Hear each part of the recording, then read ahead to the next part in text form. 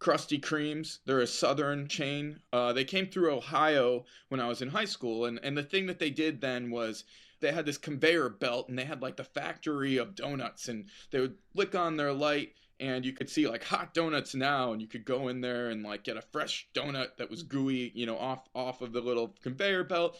And these donuts really are not very good unless you get them right as you're coming off the conveyor Are you belt. ta- are you talking about Krispy Kreme? Yeah, I like calling them Krusty Kremes, Okay, just so we're clear. And here's the reason why. When it was coming out in high school, there was this guy named Rusty Reams. He's like a red faced guy. He's a good guy, but he's red all over for whatever reason. And like in high school, I would come up to him in the hall and I'd be like, Krusty Kremes, Rusty Reams, Rusty Reams, Krusty Kremes, and like he would sort of laugh about that, and I felt like I was oppressing him with this new introduction to the Toledo area. And the sad part is that Krispy Kremes didn't make it in Toledo.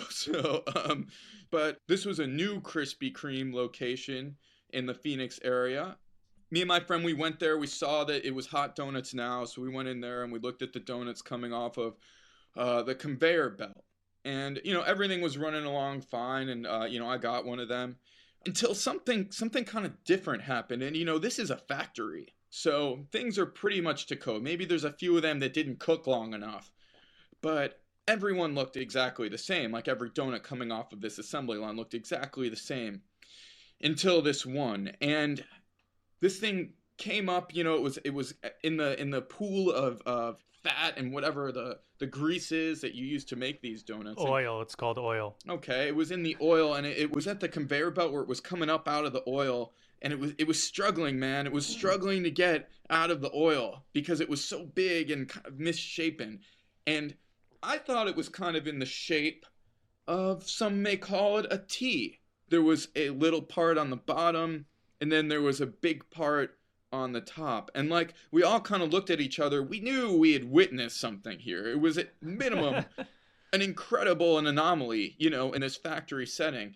And so as it came around the conveyor belt, it was a donut, but then it became something more. It sparkled, Uh-huh. And then people were kind of like, whoa, there's something happening here, and people started to gather around. And so we came up to the counter, and I was like, you guys may have something on your hands here. I think that you guys may have the donut Jesus. And they were like, no, it's a snowman donut. It's clearly a snowman donut. And I was like, well, who's to say once you put something like that up on eBay, Right. what is the Jesus donut and what is not the Jesus donut? I mean, pretty much these days, if we all agree around here that we witnessed this happening and we put it on eBay, everything else will ensue. Nobody's going to question that. It's just kind of the world that we live in. And I was like, could I buy it? I'd like to try it and see what it tastes like or whatever. You were going to eat the Jesus donut? Well, I wasn't really gonna, maybe I would eat it. I don't really know. I mean, I'm not the type of guy who would try and sell something like that. I think it belongs in like a museum, something Uh-huh. to pass down to the future generations.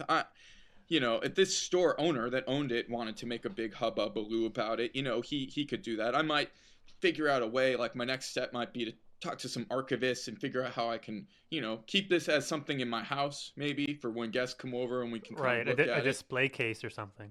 Yeah, I don't really know how you preserve like frosting and some sort of like fried donut like thing, But as we were talking about this, one of the workers basically scooped it up and took it into the back room. So, we don't really know what happened to the Jesus donut.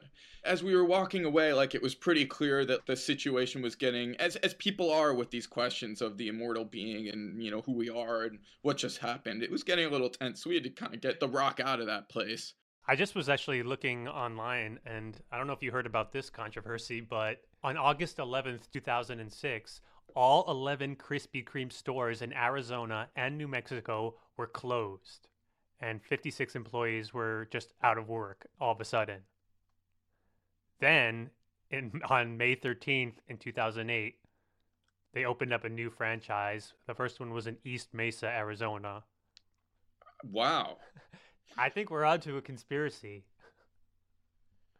I mean, it would seem to me, with the evidence that you just disclosed there, that there was some sort of divine intervention that led to the ability for us to witness this event, and that we don't really know yet the implications of what's happened here. Basically, Krispy Kreme in the Arizona area died, and then there was a second coming. Came back to life. Nah, nah, nah.